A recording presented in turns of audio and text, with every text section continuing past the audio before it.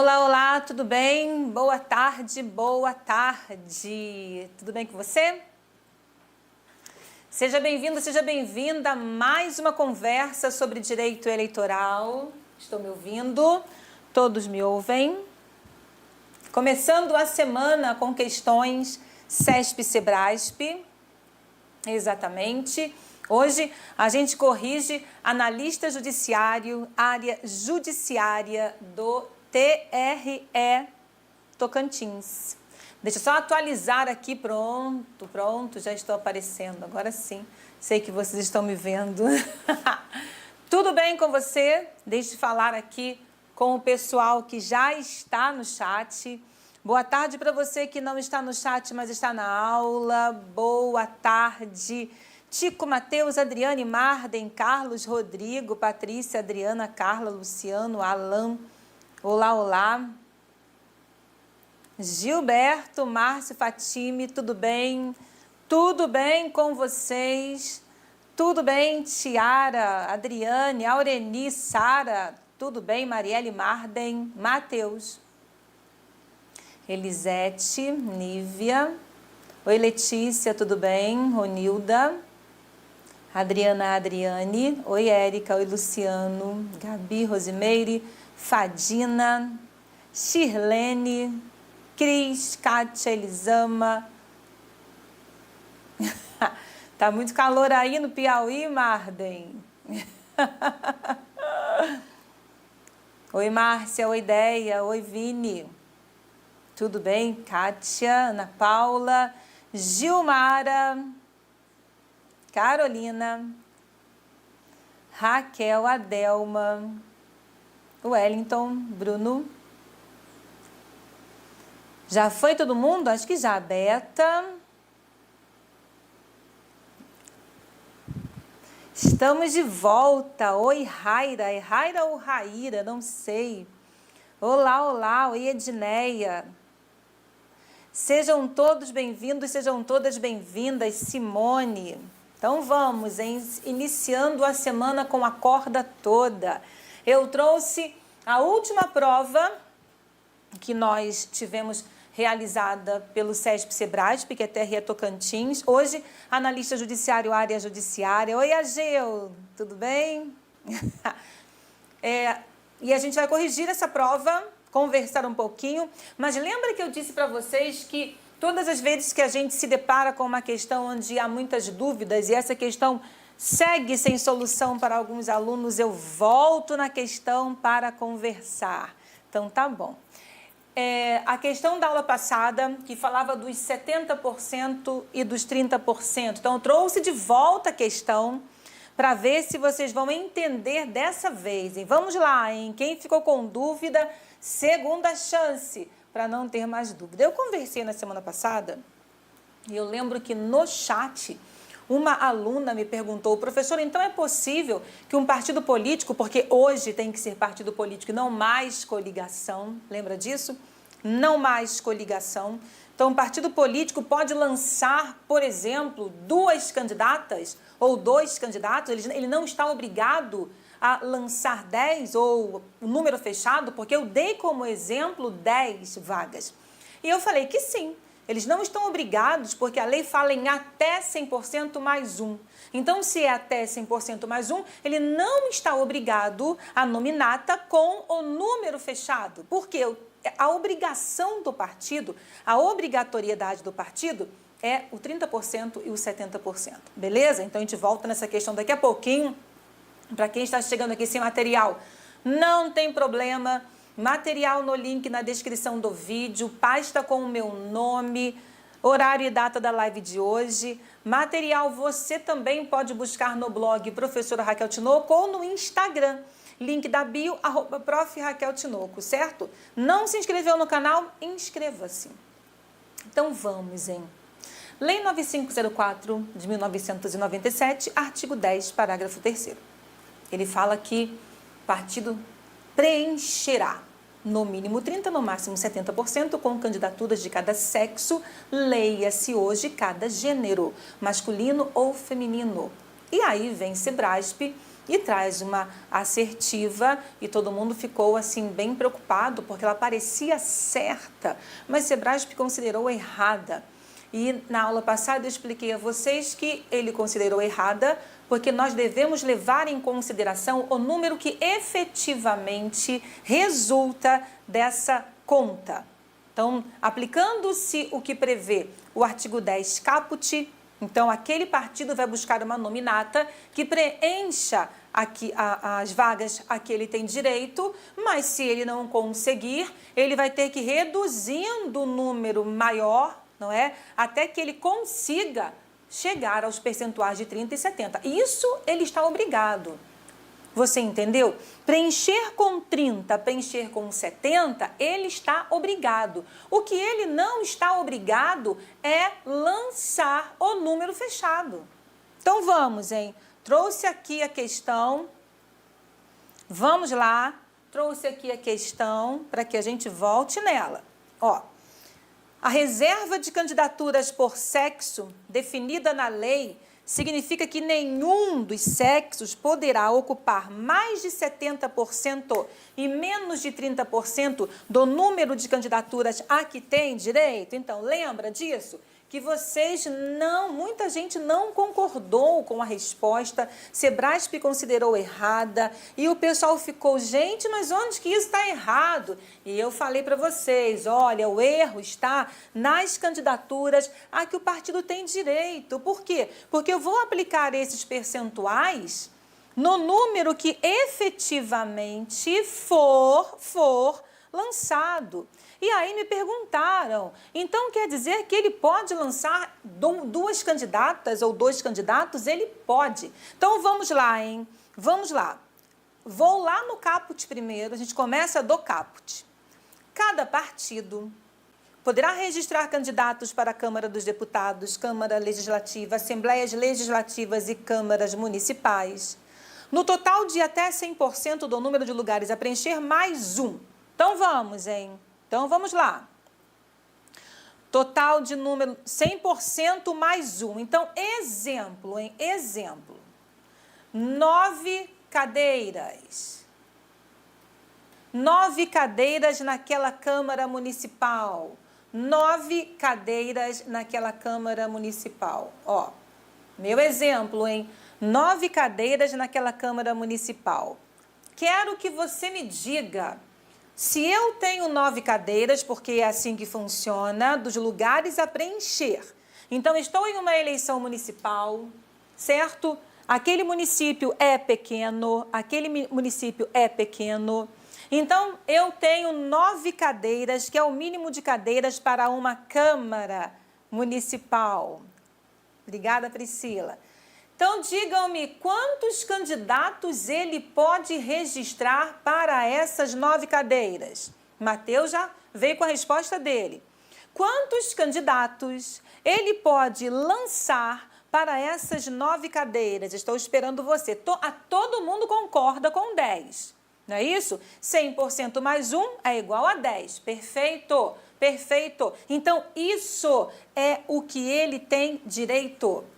Esse percentual aplicado, e vocês acabaram de me dizer que é de 10, é o número de vagas a que ele tem direito. É o número de vagas a que ele tem direito. Ora, se eu for aplicar então os percentuais de 30% e 70%, no mínimo 3, no máximo 7. Concorda comigo?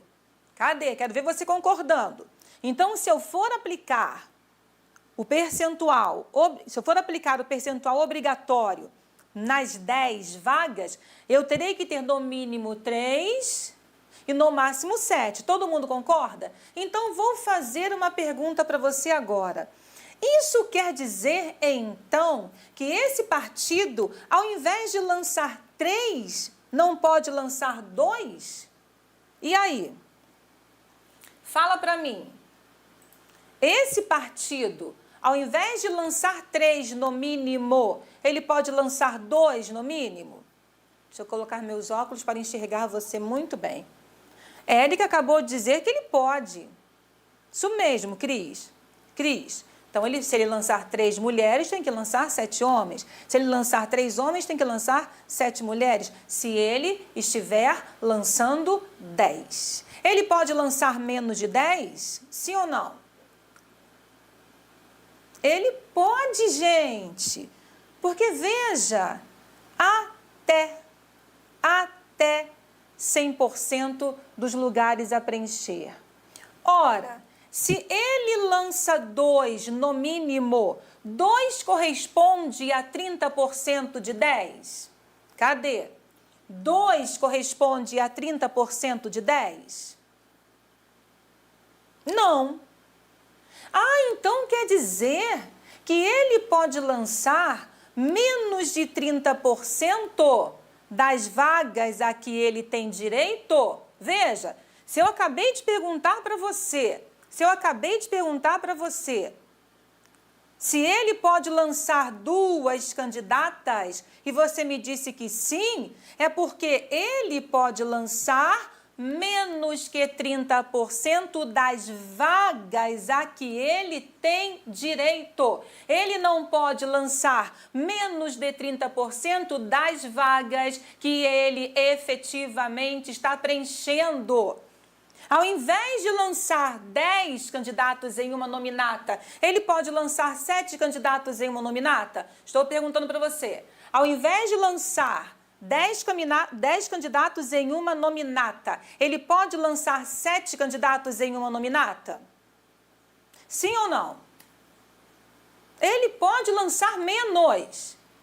Então, a obrigatoriedade aqui não é de no mínimo 30, no máximo 70 das vagas a que ele tem direito. É no mínimo 30, no máximo 70 das vagas que ele efetivamente lançar. Entenda isso. Se você colocar isso aqui, ele será obrigado a preencher 3 cadeiras com um sexo, 7 cadeiras com outro. Porque não é até. Se você dizendo que é obrigado, as vagas a que ele tem direito são 10. Vocês acabaram de me dizer isso. As vagas a que ele tem direito são 10. É lógico que é aí que está o erro da questão. As vagas a que ele tem direito são 10. Se você me disser que ele não pode lançar menos de 30, nem mais de 70 das vagas a que ele tem direito, ele não poderá lançar menos de 10. Entendeu? Mas ele pode lançar menos de 10 porque é até 100% mais 1. Então, ele pode lançar menos que 10. Se ele lança menos que 10, o número mínimo é menor que 30% de 10. Vocês estão entendendo? O número mínimo, o número 2, é menos ou menor que 30% das vagas a que ele tem direito. Vocês entenderam? É menos que 30% das vagas a que ele tem direito. Porque as vagas a que ele tem direito são 10, mas ele não lançou 10, ele lançou 7. Então, ele tem que respeitar mínimo 30, máximo 70 de 7. Todo mundo está entendendo? Isso aí, Mateus. Isso aí. No mínimo 30, no máximo 70 das vagas que ele efetivamente lançar. Entendeu, gente? Por isso que eu respondi na semana passada. Teve uma aluna que perguntou exatamente isso. Então, pode 5 e 7? 5 e 2? Pode. Pode. Porque é até. Então, cuidado. Não é das vagas a que ele tem direito, mas sim das vagas a que ele efetivamente lançar, a partir dos cálculos do 100% mais 1. Tudo bem? Todo mundo entendeu? Então, agora, eu vou trazer um pouquinho de jurisprudência para você.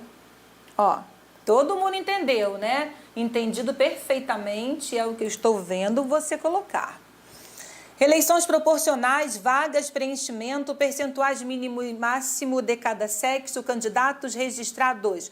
o parágrafo 3º do artigo 10 da Lei 9504 de 97, na redação dada pela Lei 12.034 de 2009, passou a dispor que, do número de vagas resultante das regras previstas neste artigo, cada partido ou coligação preencherá um mínimo de 30 e o máximo 70 para candidaturas de cada sexo, substituindo, portanto, a locução anterior deverá reservar por preencherá. Então, ele tem que preencher. A demonstrar o atual caráter imperativo do preceito quanto à observância obrigatória dos percentuais de mínimo e máximo de cada sexo, leia-se gênero. Aí vem, continua. O cálculo dos percentuais deverá considerar o número de candidatos efetivamente lançados pelo partido ou coligação. Veja, é de 2010, lógico, coligação ainda está aqui, certo? Coligação ainda está aqui. Não temos mais coligação proporcional, não se levando em conta os limites estabelecidos no caput do artigo 10 da Lei 9504 de 97. Entendeu?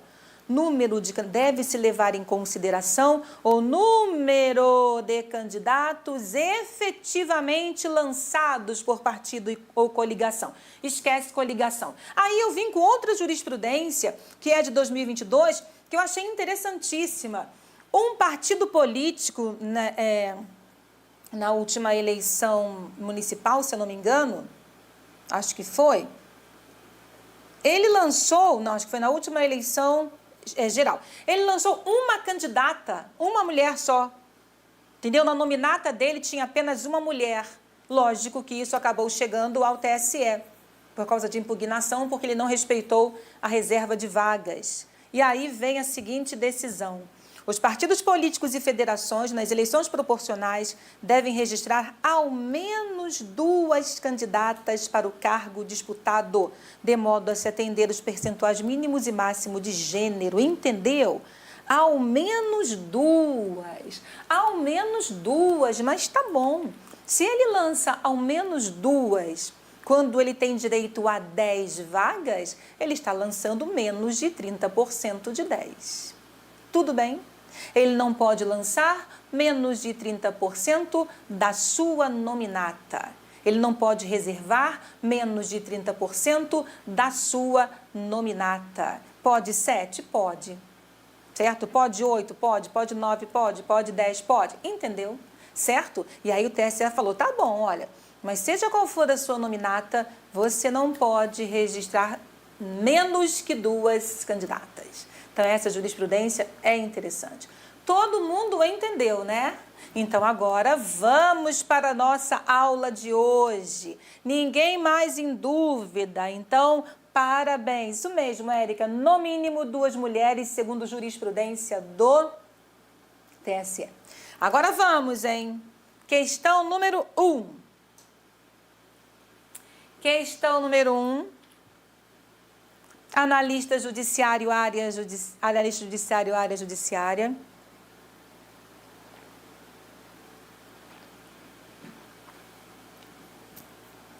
A respeito das previsões contidas nas leis eleitorais, que visam garantir a celeridade específica do direito eleitoral, assinale a opção correta.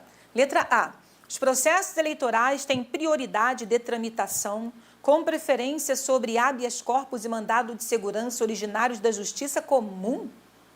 É isso mesmo? Os processos eleitorais têm prioridade de tramitação, salvo sobre habeas corpus ou mandado de segurança. Habeas corpus ou mandado de segurança tem prioridade na tramitação sobre os demais feitos, certo? Sobre os demais processos. Então, está errado. Está errado. Os processos eleitorais têm prioridade de tramitação, salvo sobre habeas corpus ou mandado de segurança. São as 2 matérias com prioridade. B. São irrecorríveis as decisões do TSE, salvo as que contrariarem a Constituição Federal e as denegatórias de habeas corpus ou mandado de segurança. Beleza. Salvo. Ah, sim, deixa eu voltar aqui um pouquinho. né? Deixa eu voltar aqui um pouquinho, parece que o povo ficou aqui. Vamos lá. Voltei aqui para tirar a dúvida entre candidaturas.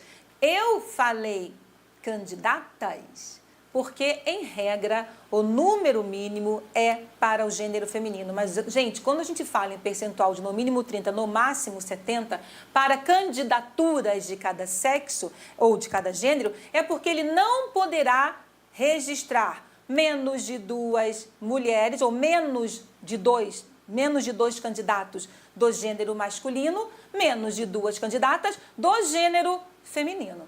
Entendeu? Eu usei o exemplo do gênero feminino porque é o que acontece de verdade, mas é candidaturas, é sempre assim, a igualdade de gênero. Se ele lança 30 de um, 70 do outro, 30 do outro, 70 de um. Entendeu? Então, volto para cá, hein? Volto para cá. Candidaturas, tudo bem? É de cada gênero. Letra B. São irrecorríveis as decisões do TSE, salvo as que contrariarem a Constituição Federal e as denegatórias de habeas corpus ou mandado de segurança. Certíssimo. Certíssimo. Letra B é a resposta. Letra C. O prazo para a interposição de recursos eleitorais é de 3 dias, exclusivamente com efeito devolutivo, e não existe abertura de prazo para apresentação de contrarrazões a eles? Mentira, mentira. Tudo bem, é regra, não é? O prazo para a interposição de recursos eleitorais é de 3 dias, em regra, sem efeito suspensivo. Mas isso é exclusivo? Não. Não é exclusivamente com efeito devolutivo. Não é exclusivamente com efeito devolutivo, certo? É excepcionalmente com efeito suspensivo. É, em regra, com efeito devolutivo e, excepcionalmente, com efeito suspensivo. Letra D. Ah, sim, e há prazo para contrarrazões. Lógico, e há prazo para contrarrazões. Certo? A gente já chega lá. Prazo para contrarrazões. Toma cuidado, eu não estou na resolução, hein? Hoje é aula de direito eleitoral, correção de provas. Hoje não é resolução 23.659 de 2021.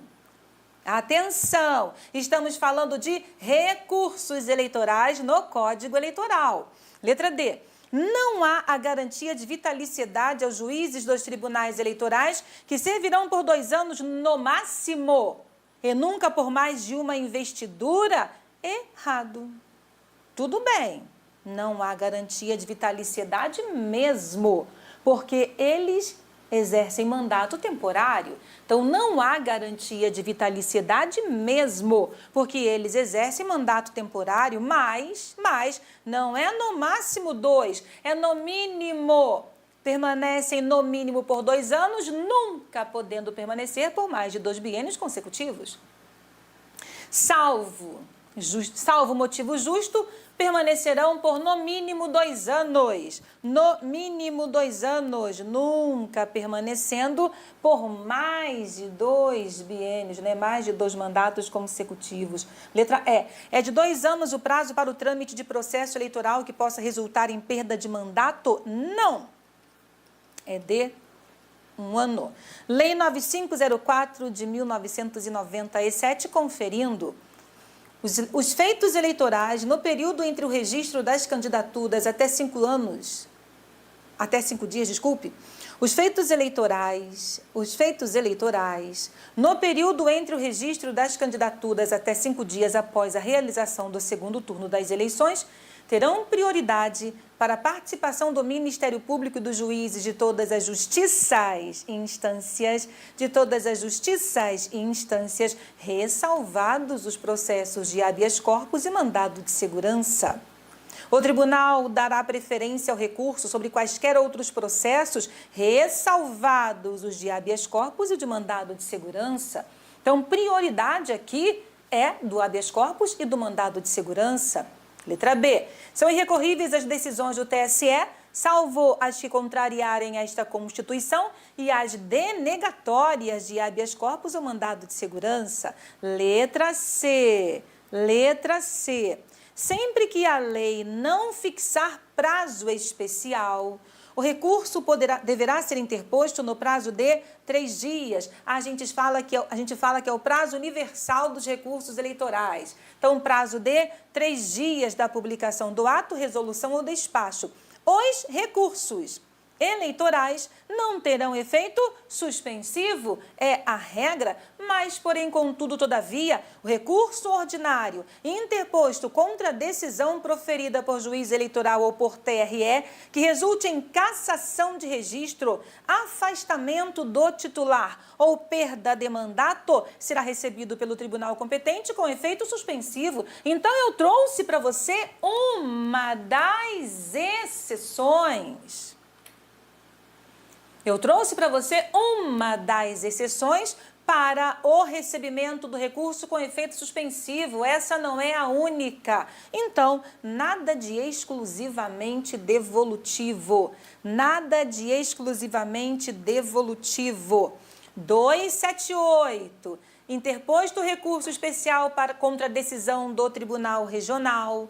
A petição será juntada nas 48 horas seguintes e os autos conclusos ao presidente dentro de 24 horas. O presidente, dentro de 48 horas do recebimento dos autos, proferirá despacho fundamentado admitindo ou não recurso. Admitido recurso, será aberta a vista dos autos ao recorrido para no mesmo prazo apresentar as suas razões.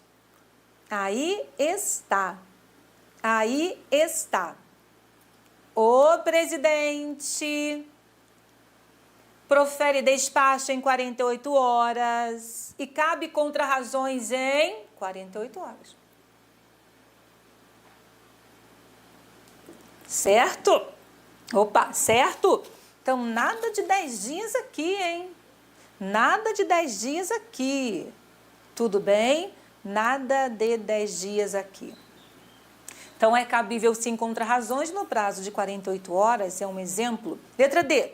Os membros dos tribunais, os juízes de direitos integrantes das juntas eleitorais, no exercício de suas funções e no que lhes for aplicável, gozarão de plenas garantias e serão inamovíveis. Inamovibilidade está expressa.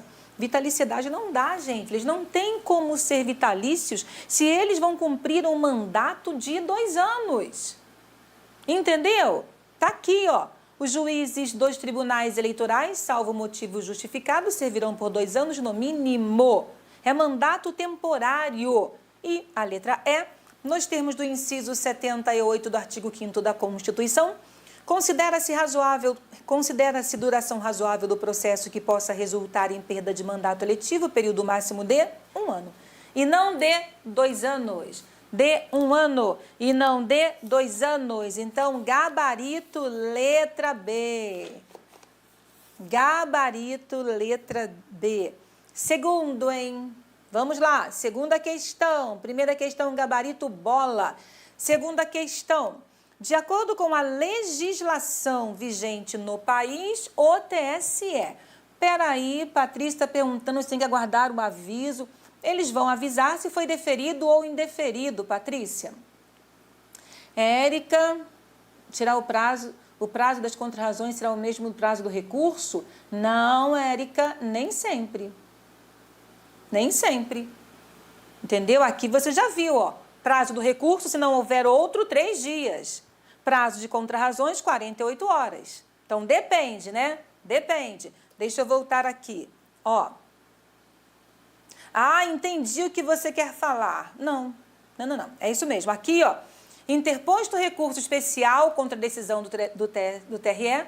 A petição será juntada em 48 horas. Presidente despacha em 24, contrarrazões em 48 horas. Então, toma cuidado, hein? Nem toda contrarrazão tem prazo de 10 dias. Nem toda contrarrazão tem prazo de 10 dias. Agora, alguém perguntou, o prazo das contrarrazões será o mesmo Efeito suspensivo do recurso devido à celeridade do processo por conta das eleições. Então, deixa eu ver. Priscila. Então, Priscila, veja, sua pergunta tem fundamento. Justiça, a regra para que as decisões dos tribunais sejam de execução imediata é por força do princípio da celeridade. Você entendeu? Então, por força do princípio da celeridade, aplicado à matéria eleitoral, os recursos, em regra, não serão recebidos em seu efeito suspensivo. É decisão imediata execução imediata da decisão. Está certíssima. É em virtude do princípio da celeridade. Certo? O que vai acontecer? O recurso vai correr. Aqui não se está proibindo interpor o recurso. Só está dizendo que, você entendeu? Ele não vai suspender a execução da decisão em regra. Mas, se for provido, retroagirá a data do ato impugnado. Vocês entenderam? Então, a regra é efeito devolutivo em virtude do princípio da celeridade. Certo? Em virtude do princípio da celeridade. E, dependendo de determinadas matérias, como, por exemplo, a própria inelegibilidade LC 64 de 1990, que ele pode entrar com uma cautelar, pedindo a suspensão da inelegibilidade. Então, dependendo da matéria, o recurso recebido em seu efeito suspensivo vai garantir a continuidade daquele recorrente no processo eleitoral. Mas é em virtude do princípio da celeridade. Tudo bem, então? Tranquilo? São essas as perguntas por enquanto. Seguindo para a questão número 2. De acordo com a legislação vigente no país, o TSE, de acordo com a legislação vigente no país, o TSE não tem competência originária para julgar recurso contra a expedição de diploma envolvendo eleições estaduais? Cadê a resposta de vocês, hein? Letra D? Beleza. Letra B, não tem competência originária para julgar recurso contra a expedição de diploma envolvendo eleições federais? Letra C, é competente para decidir sobre o acerto das decisões dos tribunais de contas que configurem causa de inelegibilidade? Letra D, não tem competência penal originária? Letra E, é competente para processar e julgar mandado de segurança contra ato de membro de TRE? Atenção, hein? Atenção, de acordo com a legislação vigente, coisa nenhuma, Sebrasp. Essa questão está totalmente fundamentada na jurisprudência. Essa questão é jurisprudencial, porque se essa questão fosse baseada apenas na legislação em vigor, você não vai encontrar fundamento para várias assertivas, certo? Agora, a resposta à questão está baseada na legislação em vigor, que é a Constituição da República. Porque TSE não tem mais competência penal originária, por causa do advento da Constituição de 1988. Porque no Código Eleitoral, ele tem. Segundo o Código Eleitoral, o TSE tem competência penal originária. O que afastou essa competência penal originária do TSE foi o advento da Constituição de 1988, com a competência atribuída ao STF e ao STJ para os crimes comuns, sem a ressalva do crime eleitoral. Entendeu? Lá no STF, não há diferença entre crime comum e crime eleitoral. Há entre crime comum e crime de responsabilidade. No STJ, não há diferença entre crime comum e crime eleitoral. Há diferença entre crime comum e crime de responsabilidade. Então, isso quer dizer que o Constituinte entendeu que o crime eleitoral estará dentro da competência do crime comum. já que não fez a ressalva. Ressalvada a competência da Justiça Eleitoral, que aparece, por exemplo, no TRF, nos tribunais de justiça. Entendeu? Então, se não tem ressalvada a competência da Justiça Eleitoral, é porque a Constituição da República atribuiu àquele órgão a competência também para o crime eleitoral. Por isso, STF e STJ esvaziaram a competência penal originária do TSE. Competência penal originária do TSE. Entendeu? Certo? Competência penal recursal ainda permanece. Competência penal recursal ainda permanece. Competência penal originária, não. Agora vamos ao RCED. Recurso contra a expedição do diploma. RCED. Vamos lá.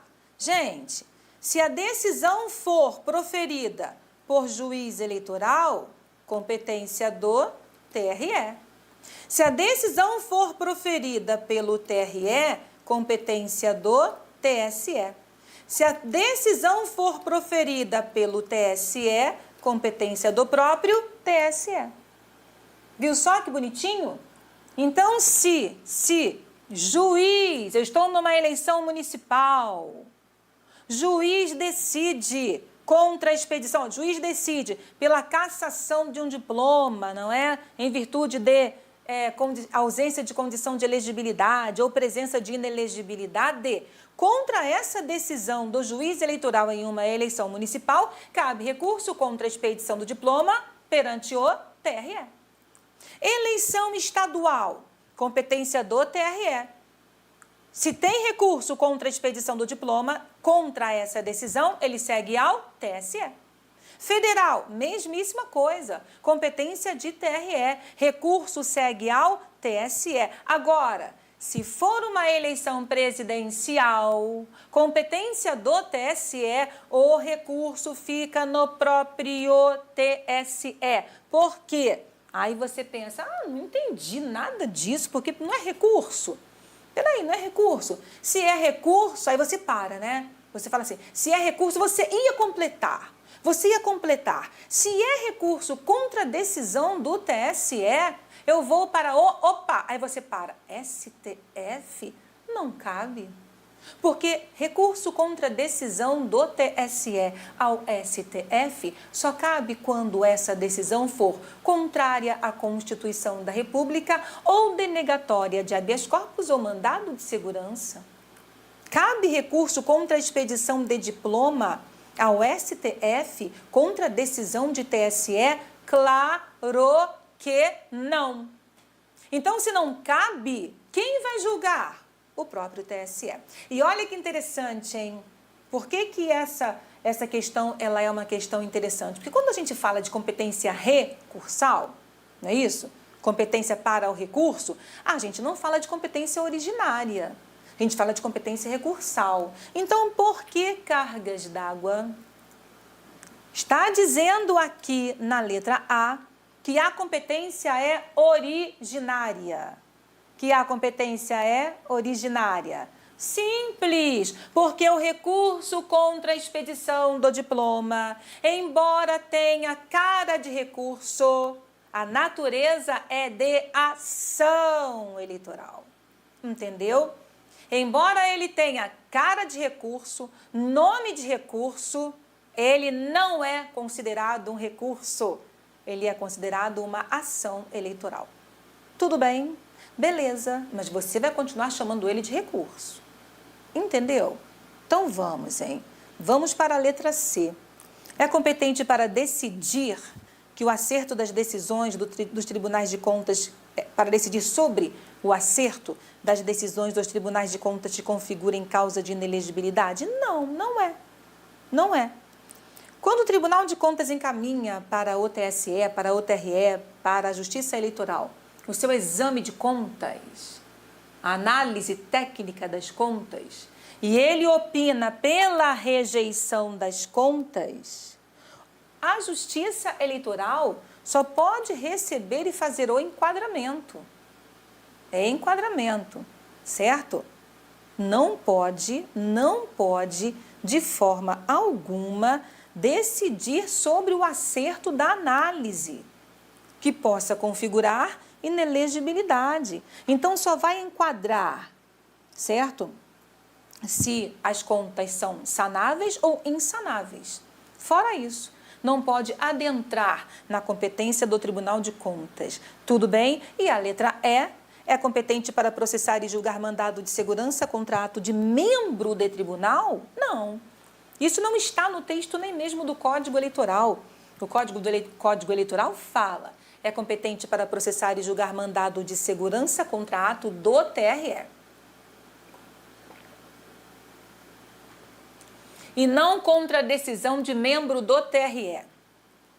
E mesmo contra ato do TRE, tem problema, hein? Mesmo contra ato do TRE tem problema. Porque se esse ato for meramente administrativo, não cabe mandado de segurança ao TSE. Entendeu? Se for meramente administrativo, matéria administrativa cabe ao próprio tribunal. Então, vamos lá. Gabarito letra D. Súmula 37. Compete originariamente ao TSE processar e julgar recurso contra a expedição de diploma envolvendo eleições federais ou estaduais. Jurisprudência. O TSE é o órgão competente para julgar os recursos contra a expedição de diploma nas eleições presidenciais, gerais, estaduais ou federais. Mais jurisprudência. Desde o advento da Constituição Federal de 1988, ficou esvaziada a competência penal originária do TSE, isto é, o TSE não tem atualmente competência penal originária. Mais uma. Uma vez rejeitadas as contas, a Justiça Eleitoral não só pode, como deve proceder ao enquadramento jurídico das irregularidades como sanáveis ou insanáveis para fins de incidência da inelegibilidade. Entretanto, não lhe compete aferir o acerto ou desacerto da decisão emanada pela Corte de Contas. Súmula 34. Não compete ao Tribunal Superior Eleitoral processar e julgar mandado de segurança contra ato de membro de TRE. E tem mais. Incompetência absoluta do TSE para julgamento originário de mandado de segurança contra ato administrativo dos TREs. Exemplo de ato administrativo, uma concessão de benefício. Certo? Você não vai ser servidor da Justiça Eleitoral? Vai. Então você vai ganhar um monte de benefícios. Vamos imaginar que você requeira um benefício e ele lhe seja julgado. Estou falando de matéria administrativa. E você recorra, certo? E aí você impetra o mandado de segurança. É matéria puramente administrativa, quem tem que resolver é o TRE. Não cabe MS contra decisão meramente administrativa do TRE ao TSE. Beleza? Jurisprudência, para você ficar por dentro todos os dias. Questão número 3. O prazo concernente à hipótese de inelegibilidade previsto na Lei Complementar 64 de 1990, devido à condenação transitada em julgado por crime cometido, o prazo concernente a hipótese de inelegibilidade previsto na LC 64 de 1990, devido à condenação transitada em julgado por crime cometido, é, letra A, deverá se projetar por 8 anos após o cumprimento da pena privativa de liberdade, não sendo aplicável nos casos de multa, mentira. Seja ela privativa de liberdade, seja ela restritiva de direitos, seja ela multa, então está errado, sendo aplicado também nos casos de multa. Letra B, deverá ser contado a partir da data em que for declarada judicialmente a prescrição da pretensão executória, da pretensão de executar a pena. Prescrição não é da declaração, é do momento em que essa prescrição ocorre, então é da ocorrência, não é da declaração, é da data em que a prescrição aconteceu. B está errado. Letra C. não será aplicado quando a justiça comum reconhecer a prescrição da pretensão executória da pena aplicada? Mentira! O reconhecimento da prescrição da pretensão executória pela justiça comum não afasta a inelegibilidade. Não afasta a inelegibilidade. Letra D. Não será aplicado quando a Justiça Eleitoral reconhecer a prescrição da pretensão executória da pena aplicada. Não cabe à Justiça Eleitoral, em processo de registro de candidatura, verificar a prescrição da pretensão punitiva ou executória do candidato e declarar a extinção da pena imposta pela Justiça Comum. Então, ainda, cuidado, ainda que, certo? Ainda que, sobrou a letra E. Essa questão está completamente baseada em súmulas do TSE. Súmulas do TSE. Mas algumas dessas súmulas você já conhece. Nós já conversamos, inclusive, sobre elas. Letra A e letra E, súmula 61. O prazo concernente à hipótese de inelegibilidade prevista no artigo 1º, inciso 1º, a linha E, que são os crimes, projeta-se por 8 anos após o cumprimento da pena, seja ela privativa de liberdade, restritiva de direito ou multa. O prazo da causa de inelegibilidade prevista no artigo 1º, inciso 1º, a linha E, deve ser contado a partir da data em que ocorre a prescrição da pretensão executória e não do momento da sua declaração. Letra C, súmula 59. O reconhecimento da prescrição da pretensão executória pela Justiça Comum não afasta a inelegibilidade. Por quê? Porque não extingue os efeitos secundários da condenação. Súmula 58. Não compete à Justiça Eleitoral, em processo de registro de candidatura, verificar a prescrição da pretensão punitiva ou executória do candidato e declarar a extinção da pena imposta pela Justiça Comum. Questão de súmula. Questão de súmula. Então, se a sua prova vier com súmula no edital, você pode ter uma questão assim, certo? Adaptada. Analista judiciário, área judiciária, sobre o Ministério Público Eleitoral, julgue os itens que seguem. Sobre o Ministério Público Eleitoral, julgue os itens que seguem. Quero respostas. Número 4. Tem legitimidade concorrente para apurar e punir violação de deveres partidários pelos filiados? Certo ou errado?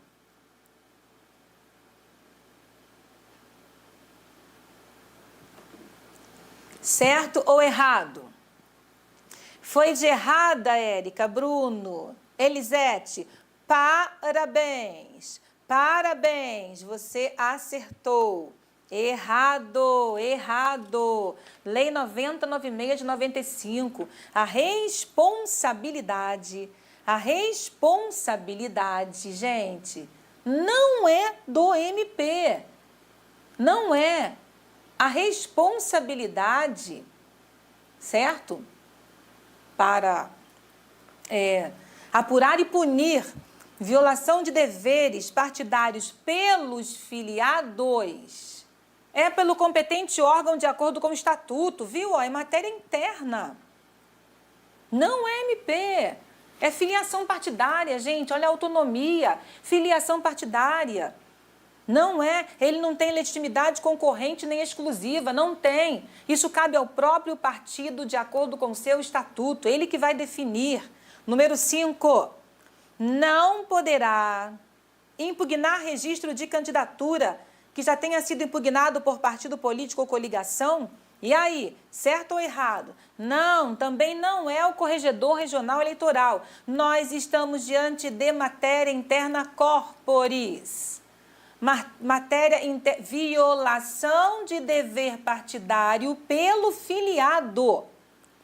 Quem faz isso? Próprio partido, de acordo com o seu estatuto. Ele é que vai dizer qual é o órgão competente. Número 5, não poderá impugnar registro de candidatura que já tenha sido impugnado por partido político ou coligação? Mentira! Poderá. Agora sim, legitimidade concorrente. Legitimidade concorrente, certo? Tá, número 5. Número 6, possui legitimidade exclusiva para representar a Justiça Eleitoral por abuso do poder econômico ou do poder de autoridade? Claro que não! Claro que não. Nós já vimos isso no artigo 22 da LC. Artigo 22 da LC 64 de 1990. Lembra disso? Para representar a justiça eleitoral. Então é ele, partido político, coligação, candidato e hoje também federação. Então está errado. Seguindo. 7. Atua nas esferas criminal e civil da área eleitoral, mas não atua na esfera administrativa? Mentira! Atua em todas as esferas, em todas as instâncias, em todas as fases. Então está errado. Número 8. Tem legitimidade exclusiva para a propositura de ação penal de natureza eleitoral. Certo ou errado? Tem legitimidade exclusiva para a propositura de ação penal de natureza eleitoral. Muito bem, parabéns, certo? Ele é o titular da ação penal pública incondicionada. E todos os crimes eleitorais são de ação penal pública incondicionada. Muito bem, muito bem. Quem respondeu certo? Conferindo. Lei 9096, artigo 23. A responsabilidade por violação dos deveres partidários deve ser apurada e punida pelo competente órgão, na conformidade do que dispõe o estatuto de cada partido. Não tem a ver com o MP. Filiado algum pode sofrer medida disciplinar ou punição por conduta que não esteja tipificada no estatuto do partido político. Veja. 5. A impugnação por parte do candidato ou partido político ou coligação não impede a ação do Ministério Público no mesmo sentido. Então, legitimidade concorrente. 6. Qualquer partido político, coligação, candidato ou MPE poderá representar a Justiça Eleitoral diretamente ao Corregedor Geral ou Regional, relatando fatos, indicando provas, indícios e circunstâncias e pedir a abertura de investigação judicial para apurar uso indevido, desvio, abuso de poder econômico ou poder de autoridade. Então, não é só o MP.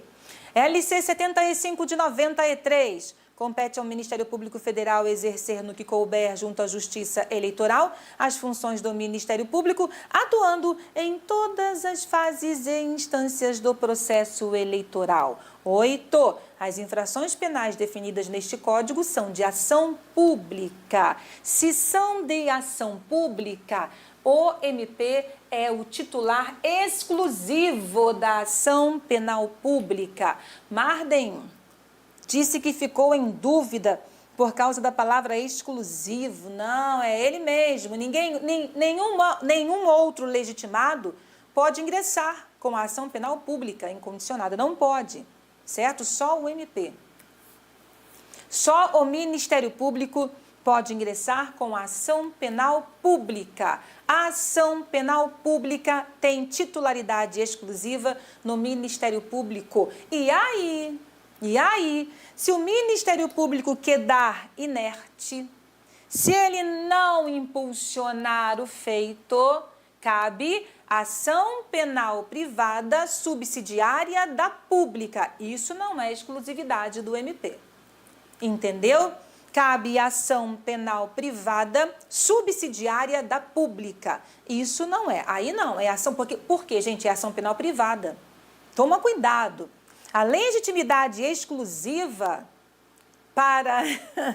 Obrigada, Ana. A legitimidade exclusiva é para a ação penal pública. Quando o MP não age, né, como eu falei, quando o MP, né, quedar inerte, ou seja, não fizer nada, não requerer o arquivamento, não oferecer denúncia, não pedir mais prazo, ficar ali paradão, então cabe a ação penal privada subsidiária da pública. Tudo bem? Ação penal privada subsidiária da pública. Então toma cuidado, hein? Se for ação penal pública, é MP. Certo? É MP. Vamos à penúltima questão. O registro do Estatuto de Partido Político deverá ser realizado, letra A, no TSE, para que seja assegurada ao partido a natureza jurídica de pessoa jurídica de direito privado? Ah, fala sério, Sebrasp. É com o registro do estatuto no TSE que se assegura a natureza de pessoa jurídica de direito privado? Errado. Registro no RCPJ. Registro no RCPJ. Letra B. Deverá ser realizado no cartório de registro civil das pessoas jurídicas da capital federal, não mais da capital federal, hoje, onde está a sede do partido. Onde está a sede do partido. Letra C. No TSE, ficando todavia suspenso no cartório e no tribunal, caso o partido venha se fundir com outro na forma do seu estatuto enquanto durar a fusão, mentira, não é suspensão, é cancelamento. Será cancelado, fusão, é só você pensar, 2 partidos deixam de existir, 2 ou mais, né? Deixam de existir para dar lugar a outro partido. Então, os registros que ali estavam são cancelados para que outro surja dessa fusão. Letra D. Letra D. Para que o partido possa participar do processo eleitoral, receber recursos no TSE, para que o partido possa participar do processo eleitoral, receber recursos do fundo partidário e ter acesso gratuito ao rádio e TV, desde cumpridas as previsões legais. Isso mesmo. É exatamente isso. Muito obrigada, Sebrasp. Isso eu sabia. Não é? Isso eu sabia. Só o registro do estatuto perante o TSE dará ao partido político todos esses benefícios. Participar do processo eleitoral, receber recursos do fundo partidário e ter acesso gratuito à rádio e à TV e ainda ter a exclusividade da sua sigla e símbolos. Tudo bem? Letra E. Deverá ser registrado no cartório de registro civil das pessoas jurídicas da capital federal para que seja assegurado ao partido acesso gratuito ao rádio e TV? Mentira de novo, hein? Deverá ser registrado no TSE para que ele tenha direito de acesso gratuito ao rádio e à TV. E não é mais capital federal, mas sim RCPJ da sede. RCPJ da sede. Então, número 9, letra D. Gabarito letra D, artigo 7º. O partido político, após adquirir personalidade jurídica na forma da lei civil, registra seu estatuto no TSE. O requerimento de registro de partido político dirigido ao cartório competente do registro civil das pessoas jurídicas do local da sede fica cancelado junto ao ofício civil e ao TSE o registro do partido que na forma de seu estatuto se dissolva, se incorpore ou venha se fundir a outro. Beleza? Não é suspensão, é cancelamento. Questão número 10. Questão número 10. Toda propaganda eleitoral será realizada sob a responsabilidade. Toda propaganda eleitoral será realizada sob a responsabilidade. Letra A. Do partido e os candidatos e a coligação são solidariamente responsáveis por eventuais excessos? Não. Não. Coligação hoje tem regra diferente. Coligação não responde solidariamente.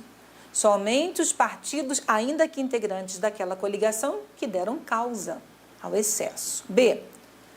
Sob a responsabilidade do partido e os seus candidatos são subsidiariamente responsáveis por eventuais excessos?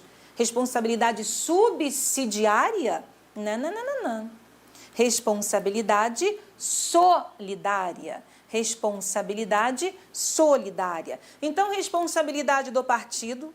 Candidatos são solidariamente responsáveis por eventuais excessos. Tudo bem? Por eventuais excessos. 2 candidatos? Não. 2 partidos. Candidatos são solidariamente responsáveis por eventuais excessos que tenham cometido. 2 candidatos? Não. 2 partidos. Onde eu acho isso tão bonitinho assim? Aqui, no Código Eleitoral, artigo 241.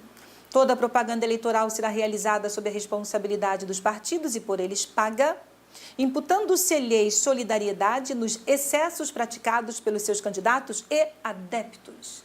Tudo bem? Então, sim, candidatos são solidariamente responsáveis com os partidos em virtude dos excessos praticados. Acórdão TSE, os partidos políticos respondem solidariamente pelos excessos praticados por seus candidatos e adeptos no que tange a propaganda eleitoral. Lei 9504 de 97, artigo 6º, parágrafo 5º, a responsabilidade pelo pagamento de multas decorrentes de propaganda eleitoral é solidária entre os candidatos e os partidos, não alcançando os demais partidos quando integrante da mesma coligação. Beleza? Então, ó, prova tranquila. Só que, lógico, uma prova com questões de jurisprudência, e aí não tem jeito. TSE São Paulo, TRE São Paulo, TRE Rio de Janeiro, os últimos concursos públicos vieram com jurisprudência. TRE São Paulo veio expresso, jurisprudência do TSE, e caiu em prova. Foi FCC? Foi FCC. Mas isso pode acontecer com CESP e Sebrasp? Claro que sim. Então, a gente vai colocando jurisprudência aqui até que esse edital venha, não é? Então, vamos estudar enquanto esse edital não vem. E quando ele vier, a gente vai estudar também. Um beijo! Obrigada pela sua presença. Até a próxima. Eu volto a encontrar você na quinta-feira. Quinta-feira, às 12 horas. Tchauzinho, bom estudo, até!